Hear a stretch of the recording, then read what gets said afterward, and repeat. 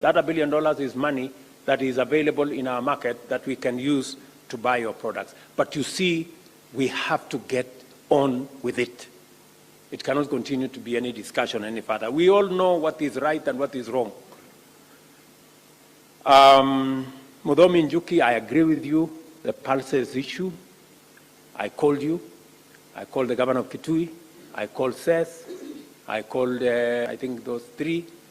And I gave this man called Moses KURIA instructions. Moses, I told you what to do. You know, CHUKUA microphone, ambia hawa watu, hii pulses, what are you going to do? Wapi microphone, patia huyu mtu anaitwa Moses. You know me and you are discussed. Your Excellency, as if you expect to have a different answer, which is not possible. So, Governor Mudhomi Njuki, by close of next week, we'll have bought all the dengos from your county, from Makueni, and from Kitui, and from Embu at the right price. So we need to have a conversation around that price. Why I'm very happy, this is a very good problem to have. Because a few weeks ago, we came to you because we didn't have food in this country.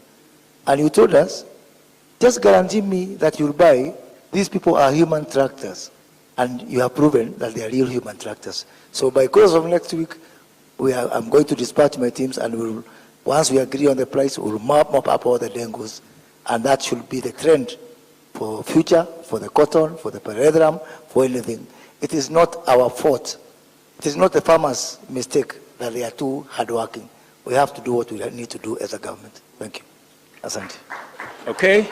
So when we finish this meeting, I expect a meeting between Governor Mudhomi, Governor Seth, Governor, my good friend Mutula, and Malombe.